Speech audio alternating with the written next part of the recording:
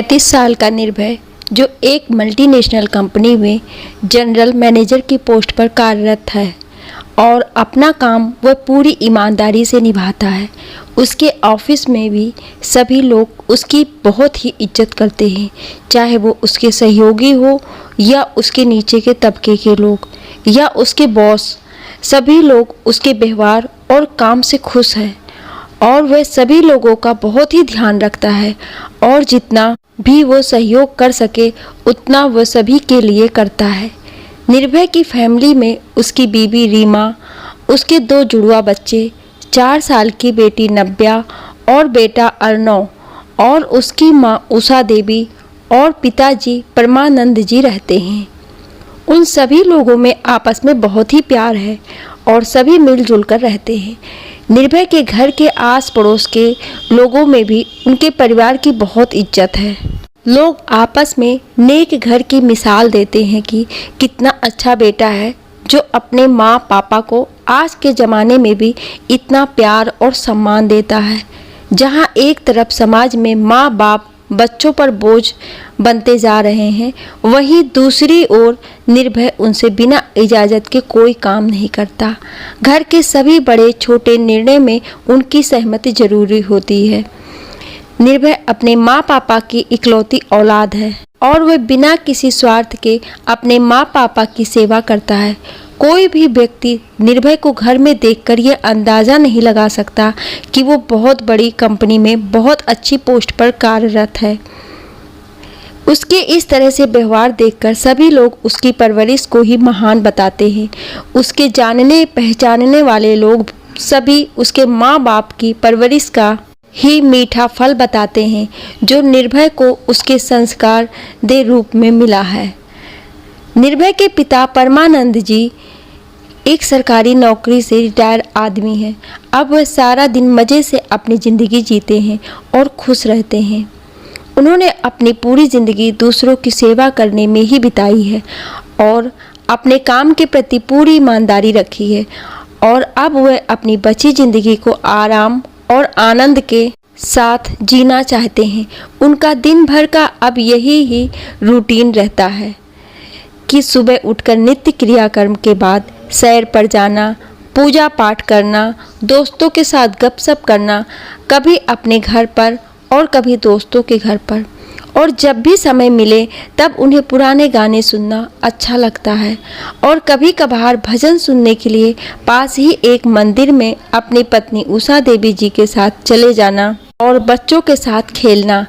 वहीं दूसरी ओर परमानंद जी की पत्नी और निर्भय की माँ उषा देवी भजन कीर्तन करना, सुबह उठते ही मंदिर जाना, अपनी बहू के साथ छोटे मोटे कामों में हाथ बटाना और सारा दिन बच्चों के साथ खेलने और अपने पति परमानंद जी के हमारे ज़माने वाले किस्से कहानियों को सुनते हुए ही समय व्यतीत करती हैं और कभी कभी अपनी उम्र वाली महिलाओं के साथ समय बिता लेती हैं। दोनों ही पति पत्नी इसी तरह से अपना सारा दिन गुजारते हैं और इसमें दोनों ही लोगों को ना कोई परेशानी है ना ही कोई शिकायत है। दोनों ही लोग बहुत खुश हैं।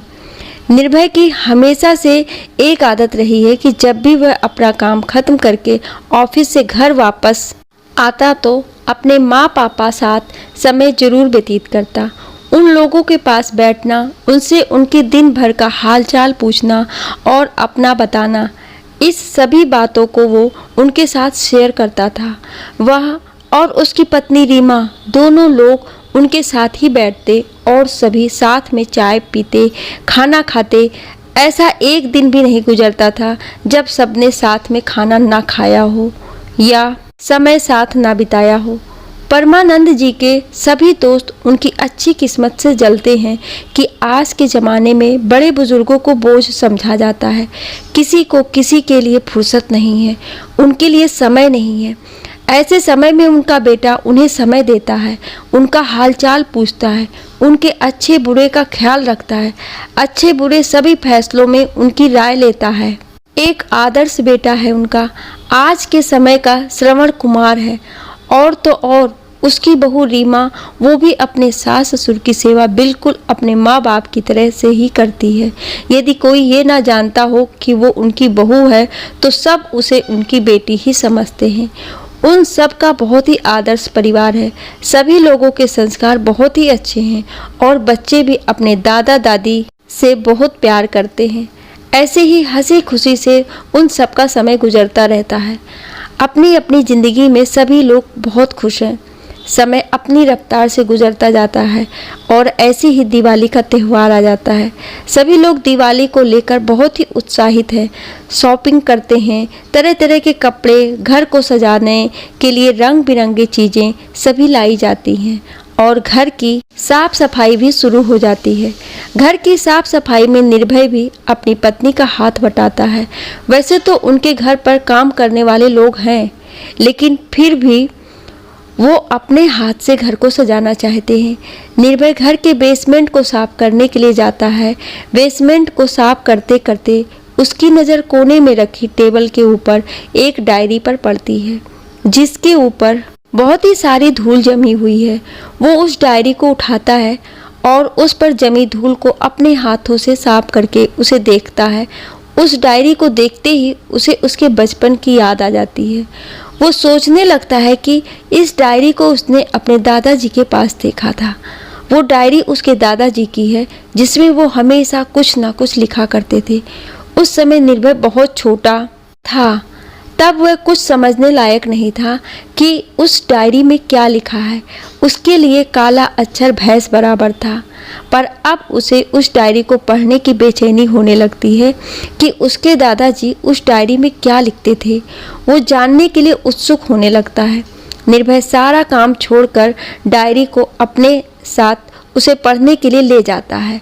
कमरे में जाते समय वो अपनी पत्नी रीमा को अपने साथ एक कप कॉफ़ी लेते हुए आने को कहता है। जैसे ही वो डायरी को पढ़ने बैठता है, उतनी ही देर में उसकी पत्नी रीमा कॉफ़ी का मग हाथ में लेकर कमरे में आ जाती। निर्भय के हाथ में डायरी को देखते ही रीमा उससे डायरी के बारे में पूछती है कि ये किसकी डायरी है। निर्भय उसे डायरी कैसी मिली और वो किसकी है, इसके बारे में बताता है।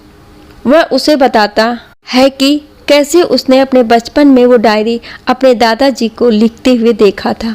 वो उस समय तो कभी जान नहीं पाया कि उसमें वो क्या लिखते थे, पर आज वो उस डायरी को पढ़ना चाहता है।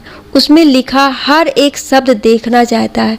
ये बात सुनकर रीमा उसे कॉफ़ी का मग हाथ में देकर कमरे से चली जाती है और उसे पढ़ने में कोई डिस्टर्ब नहीं करेगा, इस बात का आश्वासन देती है। निर्भय ने कॉफ़ी का एक सिप लेते लेते डायरी का पहला पन्ना पलटा। निर्भय के पन्ना पलटते ही उसके ऊपर दिन और तारीख के साथ कुछ लिखा हुआ है। वो पढ़ना शुरू करता है। पहले पन्ने पर उसके दादाजी ने अपने परिचय के साथ डायरी से दोस्ती स्थापित की है और उस डायरी के साथ कुछ वादे किए हैं, जैसे कि कुछ भी हो जाए पर वो डायरी को लिखना कभी भी नहीं छोड़ेंगे। ये डायरी उन्होंने जब वह 12वीं क्लास में थे तभी से लिखना शुरू किया है। उन्होंने अपना परिचय देते हुए बताया है कि वो कौन है और अभी क्या करते हैं। उनके परिवार में उनके पिताजी, माताजी, 2 बड़ी बहन और एक छोटा भाई है। उन्होंने उसमें अपना नाम बताया है कि उनका नाम जुगल किशोर है। यही सब सामान्य बातें लिखी हैं और आगे भी वे लिखते रहेंगे। इस वादे के साथ डायरी के पहले पन्ने पर लिखना बंद किया है। निर्भय डायरी का दूसरा पन्ना पलटता है। उस पन्ने पर पड़ी तारीख और पहले पन्ने की तारीख में काफ़ी दिनों का अंतर होता है। उसमें लिखी तारीख से साफ जाहिर है कि उसको काफ़ी अंतराल के बाद लिखा गया है। निर्भय उसे पढ़ना शुरू करता है। तब उसे पता चलता है कि उसमें दादाजी ने अपनी शादी के बारे में लिखा है कि घर पर सब बात कर रहे हैं कि जुगल किशोर के 12वीं पास करते ही उसकी शादी करवा दी जाएगी और उसके लिए एक अच्छा रिश्ता भी आया है और आगे की पढ़ाई वो करना चाहते हैं तो आगे जारी रख सकते हैं। परंतु कुछ जिम्मेदारियों के साथ उसमें उसके दादाजी ने लिखा है कि इस शादी के बारे में कुछ समझ नहीं पा रहे हैं कि इस शादी से वह खुश हैं या दुखी। उनके लिए कुछ भी अलग नहीं है, वह सभी चीज़ों में सामान है। ये ही सारी बातें लिखते हुए वो डायरी को लिखना बंद करते हैं, दोबारा लिखने के वादे के साथ। निर्भय तीसरा पन्ना पलटता है, उसमें भी पहले की ही तरह तारीख में अंतर है, पर इस बार लिखने का अंतर पहले से काफ़ी है। उसमें लिखी बातों से साफ पता चलता है कि उनके 12वीं के पेपर हो चुके हैं और उनका रिजल्ट भी आ गया है। वो अच्छे अंकों से पास हुए हैं और दादाजी की शादी भी हो गई है और वह अब अपनी शादी से बहुत खुश हैं। वो अपने आगे की पढ़ाई के लिए आवेदन दे चुके हैं और शादी की वजह से ही उन्होंने डायरी काफ़ी समय के बाद लिखी है। उन्होंने निर्भय की दादी विभाश्री के बारे में भी बताया है कि वो बहुत ही सुंदर और संस्कारी महिला है। उसने उनके घर और उनको बहुत अच्छे से संभाला है। विभाश्री के साथ सभी लोगों का समय कैसे बीतता है ये उन्हें पता भी नहीं चलता है और पढ़ने के साथ साथ वह अपने पिताजी के साथ व्यवसाय में भी हाथ बटाने लगते हैं। वो अपने जीवन में बहुत खुश हैं। इसी तरह की बातों को लिखने के बाद वे दोबारा डायरी लिखने के वादे के साथ लिखना बंद कर देते हैं। वो पन्ने आगे पलटता है, उसे भी काफ़ी समय के बाद लिखा गया है। उस पन्ने पर उसके पिताजी यानी परमानंद जी के दुनिया में आने की खुशखबरी के बारे में लिखा है और उनके पिताजी बनने से वह कितने खुश हैं इस बारे में उन्होंने अपने दिल का हाल लिखा है। इस बात से वे बहुत खुश हैं कि पारिवारिक दुनिया में उनका ओहदा बढ़ने वाला है। वो किसी बच्चे के पिता बनने वाले हैं। आगे के पन्नों को वो थोड़ी जल्दी जल्दी पढ़ता है, एक सरसरी सी नज़र से। इस समय तक उसके पिताजी और उनकी छोटी बहन जो उनसे उम्र में 3 साल छोटी है का जन्म हो जाता है। वो सरसरी नज़र से पन्ने पलटता जाता है क्योंकि उन पन्नों पर उनकी पत्नी, उनके बच्चे और दादाजी के पिताजी के स्वर्गवास के बारे में लिखा है और दादाजी पढ़ लिख कर एक नौकरी पर कार्यरत हैं। इन्हीं सब बातों के बारे में लिखा है। जल्दी जल्दी पन्ने पलटते हुए उसकी नज़र एक पन्ने पर टिक जाती है क्योंकि उस पन्ने पर उसके पिताजी परमानंद जी की शादी का जिक्र है। वह थोड़ा रुकता है, काफ़ी का आखिरी सिप लेते हुए उसे ख़त्म करके मग को टेबल पर रखते हुए वह पलंग पर लेट जाता है और डायरी को आगे पढ़ता है। उस पन्ने पर उसके दादाजी ने उसके पापा परमानंद जी की शादी का जिक्र किया है। उसके बारे में लिखा है कि आज उनकी शादी है और उस डायरी ने कब से उनका साथ दिया है कि आज उनका बेटा कितना बड़ा हो गया है कि आज बहू ला रहा है और इस बात से दादा और दादी जी कितने खुश हैं। उनके घर उनकी लक्ष्मी आ रही है और कैसे बहुत ही जोरों शोरों से उसके आने की तैयारी की जा रही है। इन सभी बातों को पढ़कर निर्भय थोड़ा भावुक हो जाता है। वो मन ही मन ये सोचने लगता है कि ये बात कितनी सही है कि एक बाप का अपने बच्चों के प्रति प्यार और खुशी एक बाप बनकर ही समझी जा सकती है। वह सोचने लगता है कि आज मैं भी एक बाप बन गया हूँ और अपने बच्चों के प्रति क्या खुशी होती है ये मैं भी आज समझ सकता हूँ। उसके बच्चे आज कुछ भी अच्छा करते हैं तो सीना खुशी से चौड़ा हो जाता है और उसे बहुत ही खुशी होती है। ये सोचते सोचते वह पन्ना आगे पलटता है। उस पन्ने पर उसके दादाजी ने उसकी माँ उषा देवी जी के घर पर परमानंद की दुल्हन के रूप में आने का जिक्र किया है। उन्होंने बताया है कि कैसे घर पर बहू का स्वागत किया गया, शादी कैसे हुई, कौन कौन शादी में खुश था और कौन नाराज था। उन्होंने डायरी में सभी बातों का व्याख्यान इस तरीके से किया है कि कोई भी व्यक्ति उसे पढ़कर शादी में अपनी मौजूदगी महसूस कर सकता है। एक एक बात को शब्दों में बड़े ही सलीके से पिरोया गया है जिससे उनकी भावनाओं का आसानी से पता चलता है कि वो इस शादी से कितने खुश हैं और अपनी बहू के आने से गौरवान्वित महसूस कर रहे हैं। उनकी पत्नी विभाश्री भी बहू को लाकर बहुत खुश है। कैसे वो सारा दिन अपनी बहू के आगे पीछे उसके नाज उठाने के लिए घूमती रहती हैं क्योंकि वो दोनों ही बहू से बहुत प्यार करते हैं और परमानंद जी की बहन भी भाभी का बहुत ध्यान रखती है। घर में एक आनंद भरा माहौल है। ये सब पढ़कर निर्भय को ख्याल आता है कि क्यों ना वो अपने दादाजी की डायरी अपने पापा को पढ़ने के लिए दे। वह भी इन सभी बातों को पढ़कर बहुत खुश हो जाएंगे। ये ख्याल आते ही वो पलंग से उठकर अपने माँ पापा के कमरे में जाने के लिए अपने कमरे से निकल ही रहा था कि अचानक से उसकी नज़र दीवार पर टंगी घड़ी पर पड़ जाती है।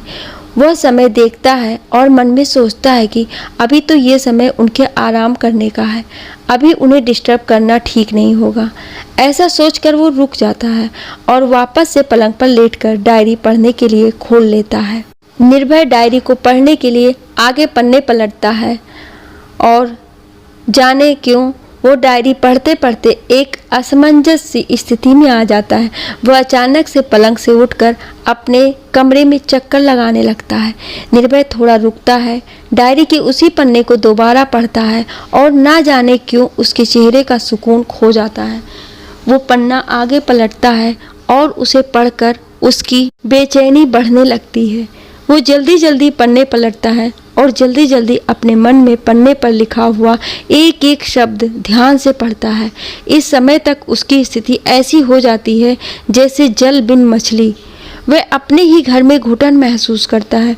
वो कभी उठता है, कभी बैठता है, कभी चलता है, रुकता है, बेचैन होता है और पलंग के पास रखे टेबल पर पानी से भरे जग को पूरी तरह से खाली कर देता है और अंत में उसकी आंखों से आंसू बहने लगते हैं।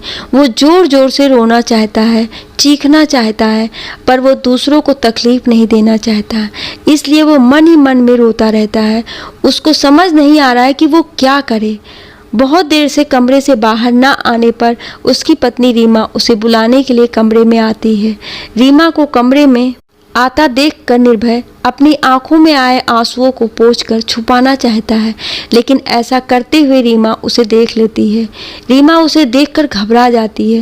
वो निर्भय से उसके रोने का कारण पूछती है। वो कहती है कि क्या हुआ, तुम इतना परेशान क्यों हो, क्या हुआ है जो तुम रो रहे हो। निर्भय अपनी पत्नी से कुछ नहीं छुपाता और उसके पूछते हुए रीमा के गले लगकर जोर जोर से रोने लगता है। वो चाहते हुए भी अपने आंसुओं को रोक नहीं पाता। रीमा परेशान होने लगती है। उसे समझ नहीं आ रहा है कि आखिर निर्भय को क्या हुआ है, वो ऐसे क्यों रो रहा है। वो मन में सोचने लगती है, पहले तो कभी ऐसा नहीं हुआ। सबको खुश रखने वाला और हमेशा दूसरों को हंसाने वाला इंसान आज क्यों इतना परेशान हो गया है कि उसके आंखों से आंसू बह रहे हैं। वो निर्भय को पानी का गिलास हाथ में देकर उसे पानी पीने को कहती है। वह पानी पीकर थोड़ा नॉर्मल होता है, अपने आप को संभालता है। रीमा फिर से उससे उसके परेशान होने का कारण पूछती है। निर्भय बिना कुछ बोले रीमा के हाथ में डायरी का वो पन्ना खोलकर पकड़ा देता है। इसे पढ़ते ही बेचैन होना शुरू हुआ था। रीमा डायरी को हाथ में लेकर पढ़ने लगती है। जैसे ही रीमा ने उस पन्ने पर लिखे शब्दों को पढ़ना शुरू किया तो पढ़ते पढ़ते उसकी भी वही प्रतिक्रिया होने लगती है जो कुछ समय पहले निर्भय की थी। उसकी आंखों से भी आंसू बहने लगते हैं। रीमा निर्भय को देखकर कहती है कि कह दो निर्भय कि ये सब झूठ है, ऐसा नहीं हो सकता है।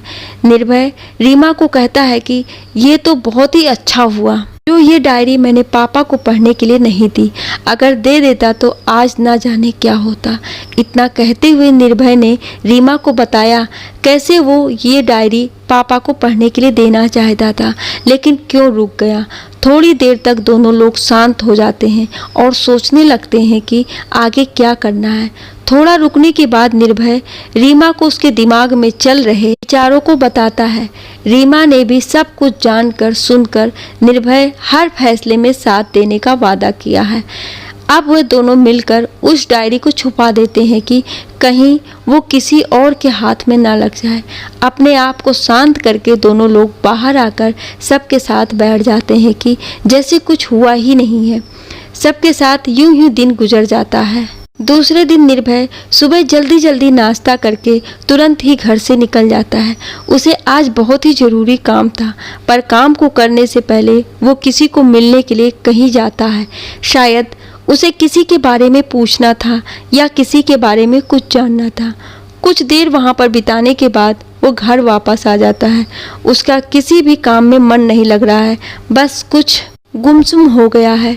ना किसी को कुछ बता रहा है, ना किसी से कोई बात नहीं कर रहा है कि इस तरह से व्यवहार करने से घर में उसके माँ पापा सभी परेशान हैं, क्योंकि उसने ऐसा पहले कभी नहीं किया है।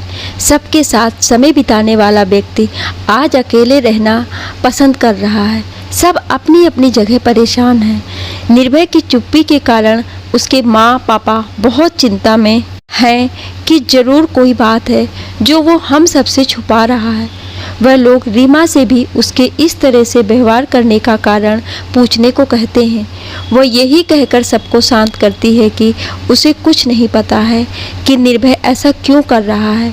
निर्भय की माँ उषा देवी कहती है कि मुझसे उसकी ऐसी चुप्पी बर्दाश्त नहीं होती। मैं खुद ही उससे पूछती हूँ कि वो ऐसा क्यों कर रहा है। इतना कहकर वो सीधा ही निर्भय के कमरे में जाकर उसके इस तरह से व्यवहार करने का कारण पूछती हैं। निर्भय उन्हें कुछ नहीं कहता। वो चुपचाप अपने कमरे से निकलकर घर से बाहर चला जाता है। थोड़ी देर बाहर रहने के बाद निर्भय घर वापस आता है और सीधे ही अपने कमरे में चला जाता है। वो कमरे में जाते जाते अपनी पत्नी रीमा को एक कप कॉफ़ी का साथ लेते हुए उसे कमरे में आने को कहा। उसकी पत्नी रीमा कॉफ़ी लेकर निर्भय के कमरे में जाती है। कॉफ़ी का मग हाथ में लेकर उसे कमरे से चले जाने को कहता है। रीमा बिना कुछ कहे बाहर आ जाती है। उषा देवी रीमा से आंखों ही आंखों में इशारा करके पूछती है कि निर्भय ने कुछ बताया, पर वह ना में सिर हिला देती है। वो दिन भी गुजर जाता है, पर निर्भय किसी से कुछ नहीं कहता है, ना ही बच्चों के साथ खेलता है। कुछ दिन ऐसे ही निर्भय की चुप्पी के साथ गुजर जाते हैं, पर निर्भय ने इन तमाम दिनों में ना किसी से कोई बात की और ना ही कुछ बताया है। वह सीधा ऑफिस जाता और घर पर आकर अपने कमरे में चला जाता। ना किसी से कोई बात करता, ना कुछ कहता। बस थोड़ी बहुत औपचारिकता के अलावा उसके इस तरह से व्यवहार को देखकर आज परमानंद जी ने बड़े ही गुस्से में निर्भय को अपने कमरे में बुलाया। उन्होंने निर्भय को थोड़ा गुस्सा करते हुए उससे उसकी चुप्पी का कारण पूछा। उन्होंने कहा कि अब बहुत हुआ, घर में सभी लोग तुम्हारे लिए परेशान हो रहे हैं। देखो अपनी माँ को, बस दिन रात उसके मन में यही बात घूमती रहती है कि तुम्हें क्या हुआ है। पहले तो तुम ऐसे नहीं थे। और कोई काम की परेशानी है तो मुझे बताओ, या और कोई बात है। उन्होंने अपने आप को थोड़ा शांत करते हुए कहा कि जो भी बात है बेटा, तुम हमें बता सकते हो। हम तुम्हारे माँ बाप हैं, हम तुम्हारी परेशानी को समझेंगे, पर इस तरह से चुप मत रहो। और भी बहुत कुछ उन्होंने निर्भय से कहा, पर निर्भय उनकी सारी बातों को सुनकर बिना कुछ कहे चुपचाप कमरे से चला गया। पर कमरे से बाहर जाते जाते उसकी आंखें नम थीं। दिन पे दिन निर्भय का बर्ताव और भी अजीब होने लगा। जहां वो अपने माँ पापा का श्रवण कुमार था, वही आज ना जाने कितने ही दिनों से उन लोगों से मिला तक नहीं है। वह धीरे धीरे उन दोनों से रूखा सा बर्ताव करने लगा था। उसके पिताजी परमानंद जी ने कई बार उससे बात करने की कोशिश की, पर हमेशा ही वो नाकाम रहे। वह ना उससे उसकी चुप्पी का कारण जान पाए और ना ही उसके इस तरह से व्यवहार का। वो जब भी अपनी बहू रीमा से निर्भय के इस व्यवहार का कारण पूछते, वह हमेशा ही ये कहकर टाल जाती कि जैसे आप लोगों को कुछ भी नहीं पता, वैसे मुझे भी कुछ नहीं पता है। दिन गुजरते रहे, सबने हार मान ली थी कि निर्भय कुछ बताएगा, पर एक दिन अचानक निर्भय ने वैसे ही बर्ताव किया जैसे वो हमेशा से करता था। वो ऑफिस से वापस आकर सीधे ही अपने माँ पापा के कमरे में उनसे मिलने गया। उसने अपनी पत्नी रीमा को भी चाय लेते हुए माँ पापा के कमरे में आने को कहा। सब लोगों ने साथ में चाय पी, समय बिताया, बहुत सारी बातें की। सभी लोग बहुत खुश थे, पर आज कोई भी उन बीते हुए समय की बात नहीं कर रहा था जो पिछले कुछ दिनों में घटी थी। सब लोग आज के समय को जीना चाहते थे। सब बहुत खुश थे क्योंकि उनका निर्भय आज फिर से उनके कमरे में वापस लौट आया था। एक दिन परमानंद जी अपने पोते के साथ खेल रहे थे कि उसके साथ खेलते खेलते परमानंद जी का चश्मा गिरकर टूट जाता है। परमानंद जी ने जोर से आवाज़ लगाकर निर्भय को अपने कमरे में आने के लिए कहा। उस समय निर्भय कुछ अपना जरूरी काम कर रहा था। उसने उनकी आवाज़ सुनकर भी अनसुना कर दिया। परमानंद जी ने निर्भय को दोबारा आवाज़ लगाई। वो तब भी उनके कमरे में नहीं गया। उसने फिर से उनकी आवाज़ को अनसुना कर दिया। निर्भय के पास में ही उसकी माँ उषा देवी बैठी हुई थी और वह सब कुछ होता हुआ देख रही थी कि कैसे निर्भय अपने पिताजी की आवाज़ को सुनकर उसे अनसुना कर रहा है। उन्होंने निर्भय को अपने हाथों से जोर से हिलाते हुए कहा कि क्या बात है बेटा, तुम्हारे पापा तुम्हें कब से बुला रहे हैं। तुम सुनकर भी ना सुनने का नाटक क्यों कर रहे हो। मैं भी यहीं बैठी हूँ। जब मुझे सब सुनाई दे रहा है तो तुम्हें क्यों नहीं। निर्भय ने अपनी माँ की तरफ गुस्से से देखते हुए कहा कि अगर ज़्यादा दिक्कत है तो आप क्यों नहीं चली जाती। मुझे परेशान मत करो। बस हर वक्त आप लोगों को दूसरों को परेशान करने के सिवाय आता ही क्या है। जब देखो तब कुछ ना कुछ बक बक लगी ही रहती है आप लोगों की। ये नहीं देखना कि दूसरा भी परेशान हो सकता है, उसे भी कुछ काम हो सकता है। पर नहीं, बस हमेशा अपना सोचना, अपना देखना। निर्भय के मुंह से अपने और परमानंद जी के बारे में ऐसी बातें सुनकर उषा देवी जी को अपनी आंखों और कानों पर विश्वास ही नहीं होता। वह ये समझ ही नहीं पा रही थी कि आखिर निर्भय को हुआ क्या है, कि निर्भय ऐसा व्यवहार क्यों कर रहा है। उषा देवी जी ने निर्भय को टोकते हुए कहा कि ये तुम कैसी बातें कर रहे हो, तुम्हें शर्म नहीं आती। क्या हम तुम्हारे माँ बाप हैं, कोई गैर नहीं जो तुम इस तरह से व्यवहार कर रहे हो। उषा देवी जी को तेज आवाज़ में बात करते सुना तो परमानंद जी भी अपने कमरे से बाहर चले आए और रीमा भी किचन में काम कर रही थी। वह भी अपना सारा काम छोड़कर बाहर चली आई। परमानंद जी ने बाहर आते ही उषा देवी जी से पूछा कि क्या बात है, क्यों तुम इतना नाराज़ हो रही हो। परमानंद जी की बात को सुनते ही उनकी आंखों से आंसू बहने लगे और रोने लगी। उन्हें रोता हुआ देख रीमा भी थोड़ा घबरा गई कि ऐसी क्या बात हो गई है और परमानंद जी की तो आंखों में गुस्सा उतर आया था। उषा देवी रोते रोते बोली कि पूछिए अपने बेटे से कि क्या बात है, क्या हुआ है। हम दोनों इस पर बोझ बन गए हैं। कहता है कि सारा दिन बस हम बैठे रहते हैं, कुछ काम नहीं करते हैं और ना ही किसी को कुछ करने देते हैं। यह सुनते ही परमानंद जी ने निर्भय पर तंज कसते हुए कहा कि तुम ही बता दो बेटा कि झाड़ू लगा लिया करें या बर्तन मांज लिया करें या तुम्हारे कपड़े धो दिया करें। तुम ही बता दो हमें क्या करना है। परमानंद जी को ऐसा कहते सुन उनकी बहू रीमा उनसे तुरंत बोली कि ये तो आपकी मर्जी है, जो चाहे सो करे। बस मुझे बता देना आप लोग क्या करने वाले हैं, तो मैं बाई से मना कर दूंगी कि आज से वो काम ना करे। बहू को ये सब बातें बोलते सुन परमानंद जी और उनकी पत्नी उषा देवी एकदम सुन्न रह गईं, क्योंकि उन्होंने इन सब बातों की कभी कल्पना भी नहीं की थी। परमानंद जी अपनी पत्नी को लेकर सीधा अपने कमरे में चले जाते हैं, पर जाते जाते वो उन्हें उनके साथ किए गए व्यवहार पर कभी भी उन्हें माफ़ नहीं करेंगे, ऐसा कहकर जाते हैं। कमरे में आ जाने के बाद वह दोनों एक दूसरे को आपस में बिना बात किए कुछ मिनटों तक देखते रहे। वह एक दूसरे को ऐसे देख रहे थे जैसे मानो मन ही मन वह अतीत के किसी पन्ने को खोज रहे हों। परमानंद जी अतीत के उन पलों को याद करने लगे जहां पर उन्होंने कुछ गलतियां की थी और आज जो भी कुछ हो रहा था वो शायद उन्हीं गलतियों का नतीजा थे। अतीत से बाहर निकलकर उन्होंने कुछ देर बाद उषा देवी को कहा कि क्यों परेशान होती हो, ऐसा होना तो तय था, पर हम फिर भी किस्मत वाले थे कि हमारे साथ ये सब कुछ अब हो रहा है। हमने जो बोया है उसे तो हमें ही काटना है, लेकिन हमने जो किया उसकी भरपाई तो हम इस जन्म में नहीं कर पाएंगे। उनकी बातों से समझ आ रहा था कि जैसे वो अतीत की कोई बात कर रहे थे। उषा देवी जी ने अपने आंसुओं को पोंछकर परमानंद जी से कहा कि जो अतीत में हुआ उसकी तो भरपाई हम नहीं कर सकते, पर जो हो आगे होने वाला है उसे तो होने से रोक ही सकते हैं।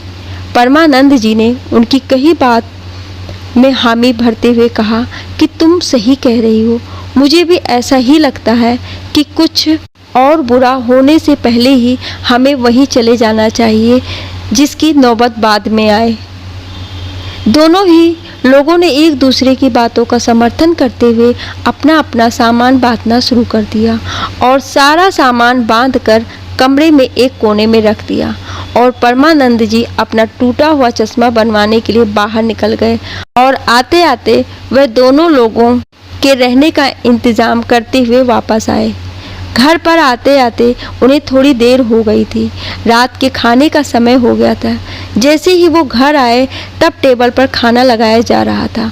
वो सीधा ही अपने कमरे में चले गए।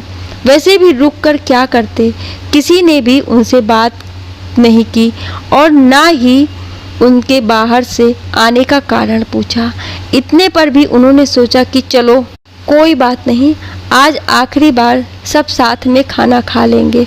पर वो दोनों ही आज बिना खाए सो गए क्योंकि उन्हें किसी ने भी खाने के लिए नहीं बुलाया। वो अपमान का कड़वा घूंट पीकर रह गए। दूसरे दिन सुबह जल्दी जल्दी नहा धोकर वो अपना सामान लेकर घर से हमेशा के लिए किसी को भी बताए बिना चुपचाप निकल गए। वो कहीं और नहीं बल्कि एक वृद्धाश्रम में रहने का इंतजाम करवा कर आए थे और आज से उन दोनों ने ठान लिया था कि आज से वो दोनों यहीं रहेंगे। आश्रम में पहुंचते ही परमानंद जी और उषा देवी को वही आश्रम में काम करने वाले व्यक्ति सोहन, जो वहां का प्यून है, ने उन्हें उनका कमरा दिखाते हुए उनका सारा सामान कमरे में रख दिया है और कुछ जरूरी कार्रवाई के लिए उन्हें आश्रम के रिसेप्शन पर आने को कहा है। घर छोड़ने के दुख में उन दोनों की आंखें अब तक नम थीं और सबसे ज़्यादा तकलीफ इस बात की थी कि उन दोनों को घर छोड़ने से किसी ने भी नहीं रोका। भले ही परमानंद जी और उनकी पत्नी ने किसी को भी घर छोड़ने वाली बात नहीं बताई थी, पर सामान बांधते हुए तो उनके बहू बेटा दोनों ही ने देख लिया था, पर कुछ भी नहीं कहा उन लोगों ने। उषा देवी बच्चों को याद करते हुए और भी जोर से रोने लगी। परमानंद जी ने उन्हें शांत कराते हुए रिसेप्शन पर चलने को कहा।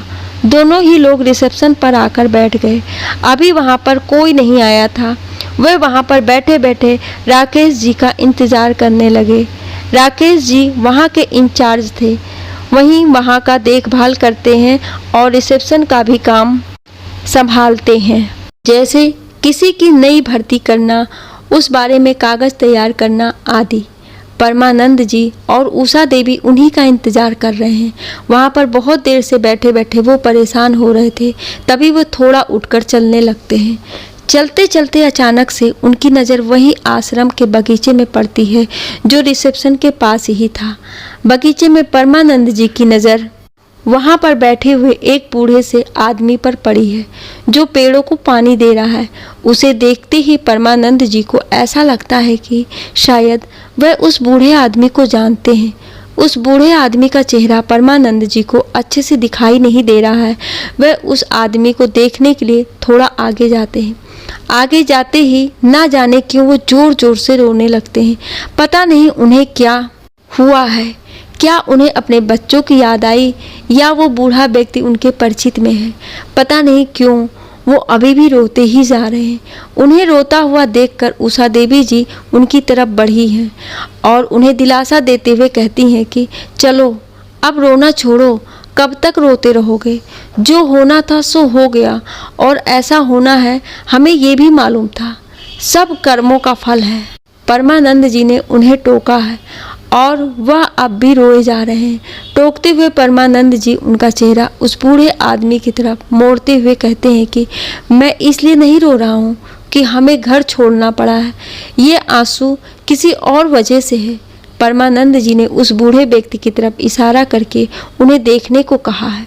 उन्हें देखते ही उषा देवी जी की आंखों में भी आंसुओं की धाराएं बहने लगी हैं। उनकी आंखों से थर थर आंसू निकल रहे हैं। दोनों ही पति पत्नी अपने आप को रोने से रोक नहीं पा रहे हैं। उन्हें देखकर ऐसा लग रहा है कि वो अपने आप को रोने से रोकना चाहते भी नहीं हैं। थोड़ी देर बाद वह दोनों उस बूढ़े आदमी के पास जाते हैं और उनके कदमों में अपना सिर रख देते हैं। परमानंद जी ने उस बूढ़े आदमी को बाबू जी कहकर उनको पुकारा है। उस व्यक्ति और वहाँ पर खड़े सभी लोगों को कुछ समझ नहीं आ रहा है कि ये सब क्या हो रहा है। उस बूढ़े व्यक्ति ने परमानंद और उषा देवी को अपने कदमों से ऊपर उठाते हुए कहा कि ये सब क्या कर रहे हो। जैसे ही उस व्यक्ति ने उन्हें ऊपर उठाया तभी उन दोनों को देखते हुए थोड़ा पीछे हट गए और एक अजीब से भाव से उन्हें देखने लगे हैं। परमानंद जी ने रोते हुए उनसे माफ़ी मांगी है कि बाबूजी, हम दोनों को माफ़ कर दीजिए। हम दोनों ने आपके साथ बहुत ही बुरा किया है और शायद हम आज उसी का पश्चाताप करने के लिए यहाँ पर हैं। परमानंद जी को रोता देख उन्होंने उसे गले से लगा लिया है। चाहते हुए भी वो अपने आप को रोक नहीं पाए हैं। वह बूढ़ा आदमी और कोई नहीं, परमानंद जी के पिताजी जुगल किशोर जी हैं। जब वह परमानंद जी को गले से लगाकर रो रहे थे कि तभी पीछे से निर्भय और उसकी पत्नी रीमा अपनी दादी विभाश्री के साथ उन लोगों के पास आ जाते हैं। निर्भय और रीमा को देखते ही वह दोनों लोग चौंक जाते हैं। परमानंद जी के मन में ये सवाल कौंधने लगता है कि उन दोनों को ये कैसे पता कि हम लोग यहाँ पर हैं, ये लोग कैसे यहाँ आ गए। उससे पहले कि वो उन दोनों से कुछ पूछते कि इतने में उनकी माँ विभाश्री परमानंद जी का नाम पुकारते हुए उन्हें अपने गले से लगा लेती हैं। गले लगाते ही उनके मातृत्व को सुकून मिल जाता है। वह कुछ देर तक उन्हें अपने सीने से ही लगाए रखती हैं। उनके आंसू थमने का नाम नहीं लेते हैं। उनके आंखों से थर थर आंसू निकल रहे हैं। उनके गले लगते ही परमानंद जी ने भी रोते हुए उनसे अपने किए की माफ़ी मांगी है। उषा देवी जी ने भी अपनी सास के कदमों में पड़कर उनसे अपने किए की माफ़ी मांगी है। कहते हैं ना कि माँ आखिर माँ होती है। वे सब कुछ भूलकर उन दोनों को माफ़ कर देती है और उन दोनों को ही अपने सीने से लगाकर आशीर्वाद देती है। कुछ देर के बाद परमानंद जी निर्भय और रीमा से उनके आश्रम में आने का कारण पूछते हैं, क्योंकि वह अब तक समझ नहीं पा रहे थे कि उन्होंने तो कोई किसी को कुछ भी नहीं बताया था। वे लोग कहाँ जा रहे हैं, फिर तुम्हें कैसे पता चला कि हम लोग यहाँ पर हैं। निर्भय एक एक करके सारी बातें बताना शुरू करता है। निर्भय ने सभी को बताया कि कैसे उसे सफाई करते करते दादाजी की वो डायरी मिली जो उनके ज़िंदगी भर के सुख दुख की कहानी बयां करती है, जिसमें दादाजी अपनी ज़िंदगी की कुछ अच्छी बुरी सभी बातों को लिखा करते थे। निर्भय को उसके माँ पापा के द्वारा दादा और दादी जी को दिए गए एक एक दुख और तकलीफ के बारे में पता चल गया था कि कैसे उन दोनों ने दादाजी और दादी जी पर अत्याचार करके उनको मजबूर कर दिया था इस वृद्धाश्रम के लिए। इन्हीं सब कारण की वजह से उसने अपने माँ पापा से दूरी बना ली थी। उसे लगने लगा था कि कहीं ये सब पढ़कर उसे अपने माँ पापा से नफरत ना होने लगे। वह कभी भी ये सोच भी नहीं सकता था कि उसके माँ बाप जिन्होंने उसे इतना प्यार दिया, इतने अच्छे संस्कार दिए, वो खुद ऐसा कभी करेंगे। परमानंद जी ने तो अपने माता पिता का श्राद्ध तक कर दिया था। उसने जब वह सब पढ़ा तब उसके पैरों तले ज़मीन खिसक गई थी। वह उन सभी बातों को अपने माँ पापा से पूछना चाहता था कि उन्होंने ऐसा क्यों किया, क्या वजह थी ये सब करने की, पर वह ये सब पूछकर उन्हें शर्मिंदा नहीं करना चाहता था। उसने बताया कि उसे डायरी को पढ़ने के बाद ही मालूम हुआ कि दादाजी और दादी जी को आज से 12 साल पहले इसी वृद्धाश्रम में छोड़ा गया है। दादाजी ने लिखा था कि वह दोनों अब परमानंद और उषा पर बोझ बन गए हैं, इसलिए वह हमें कल वृद्धाश्रम छोड़ने जा रहा है और किसी को तकलीफ नहीं हो, इसी वजह से वह दोनों चुपचाप उनके इस फैसले को मान गए। जैसे ही ये सारी बातें निर्भय ने डायरी में पढ़ी, उसी बात से वह जोर जोर से रोने लगा था। उसे ये समझ ही नहीं आ रहा था कि ऐसा कैसे हो सकता है। उसे इतना प्यार करने वाले माँ बाप अपने माँ बाप के साथ इतना बुरा कैसे कर सकते हैं। उन लोगों ने तो जीते जी उनका श्राद्ध तक कर दिया था, उनके जीते जी उन्हें मार डाला है। जिस समय निर्भय को ये बताया गया था कि उसके दादा दुनिया में नहीं रहे, एक कार एक्सीडेंट की वजह से वह स्वर्ग सिधार गए हैं, उस समय निर्भय अमेरिका में अपनी पढ़ाई कर रहा था और उसे आने से मना कर दिया गया था। उससे कहा गया कि जो होना था सो हो गया, अब आकर क्या करोगे, व्यर्थ ही पढ़ाई का लॉस होगा। और साथ ही साथ पैसे का भी। इन सभी बातों को याद करके वो बहुत रोया। वह अपनी आंखों पर विश्वास ही नहीं कर पा रहा था कि उसके अपने दादा दादी के साथ ये सब हुआ। वह सपने में भी ये नहीं सोच सकता था। डायरी में पढ़ते ही कि वह दोनों किस वृद्धाश्रम में हैं, वह तुरंत ही दूसरे दिन उनसे मिलने के लिए इस आश्रम में आया और उन्हें पाकर वह बहुत खुश हुआ और अपने साथ घर चलने के लिए कहा। पर दादाजी दादी ने घर चलने से मना कर दिया। वह फिर से उस नर्क में नहीं जाना चाहते थे और ना ही किसी पर बोझ बनना चाहते थे। अब वो आश्रम ही उन दोनों का घर था। वहाँ के लोगों से ही उनका परिवार था और ना जाने उनके जैसे कितने ही और लोग थे उस आश्रम में, जो आपस में मिलकर एक दूसरे का दुख बांट लिया करते थे। उन्होंने साफ साफ चलने से मना कर दिया था। निर्भय ने अपने दादाजी और दादी जी को लाने के लिए ही अपने माँ बाप से दूरी बनाई थी और उनके साथ गलत व्यवहार किया था, जिससे उन लोगों को अतीत में अपने माँ बाप के साथ जो जो गलत किया वो याद करा सके। निर्भय ने अपने माँ पापा से माफ़ी मांगते हुए ये सब बातें उन्हें बताई। निर्भय ने कहा, मुझे माफ़ कर माँ पापा, मैं आप लोगों के साथ ऐसा कभी भी नहीं करना चाहता था, पर मेरे पास आप लोगों को मिलवाने का और कोई भी रास्ता नहीं था। मेरे किए गए गलत व्यवहार से दुखी होकर ही आप लोगों ने यहाँ आश्रम में आने को सोचा और आप लोग इसी तरह से यहाँ आ सकते थे। रीमा ने भी परमानंद जी और उषा देवी जी से अपने किए गए गलत व्यवहार की माफ़ी मांगी। उषा देवी जी ने रीमा को गले से लगाकर रोते हुए कहा, तुम लोग कहीं भी गलत नहीं हो और बहू हो तो तुम्हारे जैसी बेटा। किसी ने सही कहा है कि एक औरत घर को स्वर्ग भी बना सकती है और नर्क भी। एक तुम हो जिसने अपने घर को स्वर्ग बनाया। तुम चाहती तो तुम भी वह सब कर सकती थी जो मैंने अपने माँ बाप समान सास ससुर के साथ किया। मैंने तो अपने स्वर्ग जैसे घर को अपने हाथों से ही नर्क बना दिया। मैं बहुत ही बुरी हूँ। उन्होंने एक बार फिर से सबसे माफ़ी मांगी। निर्भय ने अपने माँ को गले लगाते हुए कहा कि माँ कभी भी बुरी नहीं होती, चाहे वो किसी की भी हो।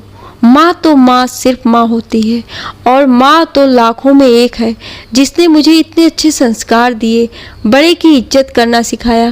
वो भला कैसे बुरी हो सकती है। निर्भय ने कहा, माँ ताली कभी एक हाथ से नहीं बजती।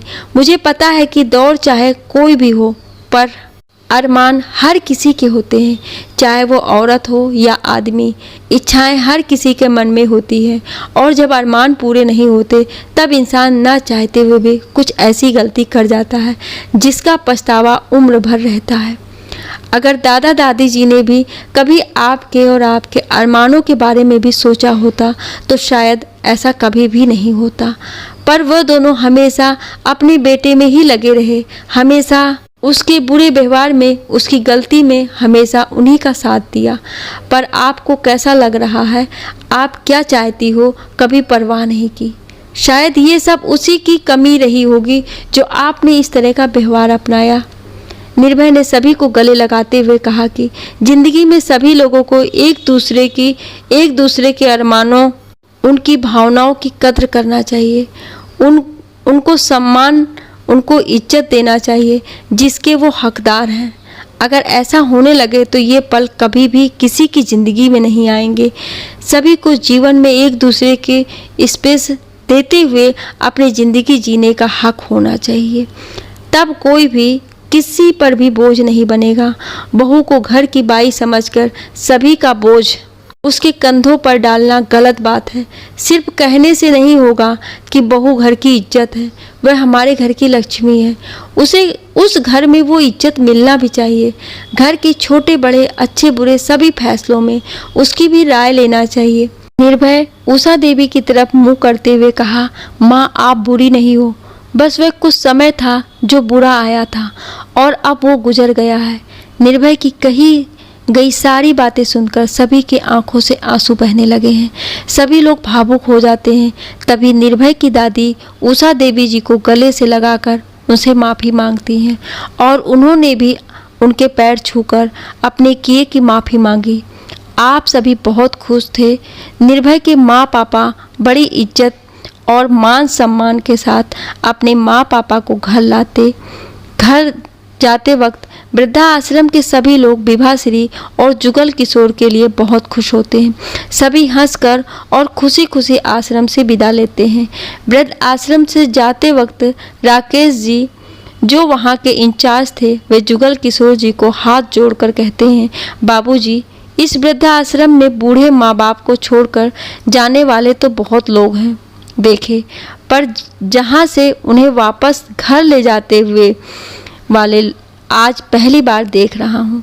सभी लोग हाथ हिलाकर विदा करते हैं। अब सभी लोग बहुत खुश हैं और सब एक दूसरे के साथ मिलकर रहते हैं। निर्भय और उसकी पत्नी रीमा के मान सम्मान में सभी का जीवन बड़े ही आनंद से बीत रहा है। सब लोग मिलकर घर का और अपना काम करते हैं, कोई भी किसी पर भी बोझ नहीं है। निर्भय की नौकरी भी बहुत अच्छी चल रही है और वो पहले की तरह ऑफिस से आने के बाद अपने माँ पापा, दादा दादी और बच्चों के साथ समय बिताता है।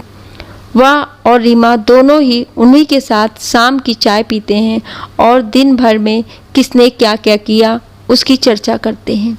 रात का खाना भी सभी साथ में खाते हैं। आखिरकार सुबह का भूला शाम को घर वापस आ ही जाता है और अपनों की घर वापसी होती है। आपको निर्भय का फैसला कैसा लगा, आप मुझे अपनी राय कमेंट बॉक्स में ज़रूर दीजिएगा और ऐसी ही कहानियाँ सुनने के लिए हमें सब्सक्राइब ज़रूर करें। Thank you.